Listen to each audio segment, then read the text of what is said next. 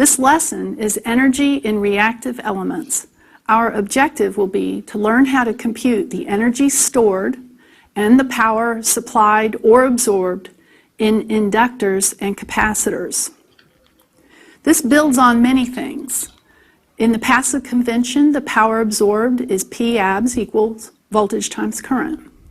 P supplied is the negative of P absorbed. Energy stored is the integral of power absorbed. I equals C dV dt, V equals L di dt. We begin with an example using what I call the indirect method, which is just using what we already know. The voltage below is across a 3 farad capacitor. The objective is to determine the energy stored, or W of T. Our procedure, which I call the indirect method, is to first find the current from the voltage using I equals C dV dt, multiply it times the voltage, and then integrate.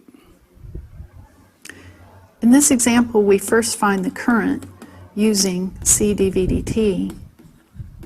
The voltage is given. The ramp part here is 5t, so the derivative of it is 5, and then that's going to multiply the 3. So the current in amps will have the graph. It's going to be 15 amps from 0 to 2, and 0 everywhere else because the voltage is constant in that region.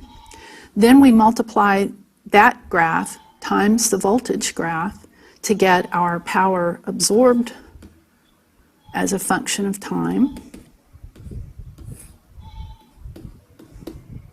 So I'm going to be multiplying 15 times 5t. That's going to give me a curve here which is 75t, and it's going to be 0 outside of the interval from 0 to 2 seconds. That's because the current is also 0 in that area. And then finally, if we want to get the energy at time t, we do a running integral of this power absorbed. Now the integral of 75t is 7, so the integral of 75 t dt is 75 over 2 t squared. So that is giving us our final result. The units are in joules. This is going to be a quadratic curve maxing out. We plug in 2 into the t squared. One of the factors of 2 will cancel, so the maximum value here is 150. And it's constant after that, and 0 before time 0. Okay. Alternatively, the capacitor energy can be calculated more directly. If we are given the voltage across the capacitor, the stored energy can be calculated as 1/2 CV squared. If C is in farads and V is in volts, then W will be in joules. And notice, I'm not showing any current direction here. That's because it doesn't matter. The formula for the energy stored is simply 1/2 CV squared. The proof of the direct method is pretty quick.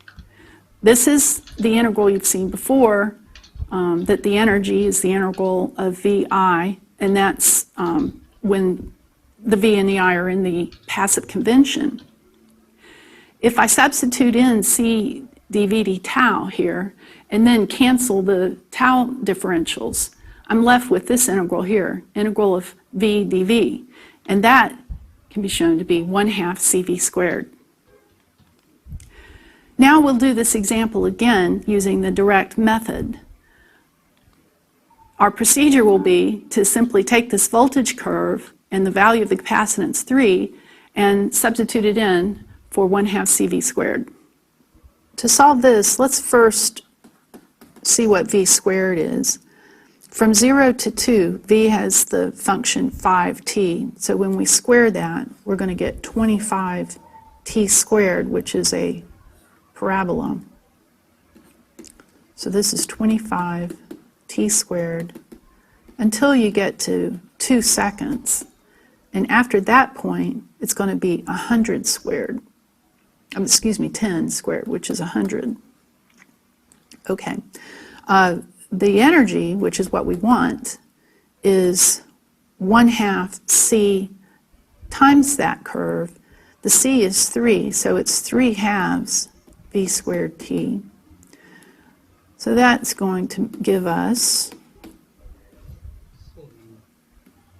all right, for t less than 0, it's just 0. Between 0 and 2, we're going to be scaling this function by 3/2, so this will become 75 over 2 times t squared. And the top level is going to be 150 joules. All right, that's your energy, W of t. The energy stored in an inductor can also be found directly. Given the current I flowing through the inductor, the stored energy can be calculated directly as 1/2 Li squared. If L is in henries, I is in amps, then W will be in joules. The indirect method would be that we would first find the voltage using V equals L di dt, and then we would integrate that. But the direct method is much faster. So here's an example of that. Suppose the current shown flows through the 1/2 Henry inductor. Determine the energy stored and the power supplied. So to calculate the energy directly, which is definitely the way to go, we use 1/2 Li squared. The I is given over here, and for t less than 0, the I squared part is going to be 9. The L is 0.5. And then we have a factor of 1/2. So this is all going to give us 9/4 joules for t less than 0. For t greater than 0, the I changes. You still have the coefficient of 3, but now you have this e to the minus 4t, which is going to be squared. It becomes e to the minus 8t when it's squared. So for t greater than 0, we have 9/4 e to the minus 8t joules. Now, we are also going to find the power supplied. Recall that the power absorbed is the derivative of the energy stored. So if we take the derivative of this to get power absorbed as a function of time, then that's going to give us, for t less than 0, because this is not dependent on t in that region, we get 0 for power absorbed. For t greater than 0, we're going to be taking a derivative of this function right here. When we take the derivative, the minus 8 comes out in front, and there's a 4, so that's going to leave us with a coefficient of minus 18, and then we have e to the minus 8t. All right, so that is for t greater than 0. But remember that the question asked for power supplied. Power supplied is the negative of power absorbed. So what I'm going to do here is I'm going to change this subscript to power supplied, and then I'm going to erase the negative sign. And that gives us our final answer. And I should give the units of watts. We will now compare the energy for capacitors and inductors. Showing here is the energy formula for capacitors, 1/2 CV squared. For inductors, it's 1/2 Li squared. Very similar form, but you exchange L for C and I for V, respectively. The key concepts in this lesson are The direct method for calculating the energy stored in a reactive element is 1/2 Li squared for inductors, 1/2 CV squared for capacitors. And if we want to find the power absorbed, given the energy already, all we have to do is take the derivative of that energy with respect to time. Thank you.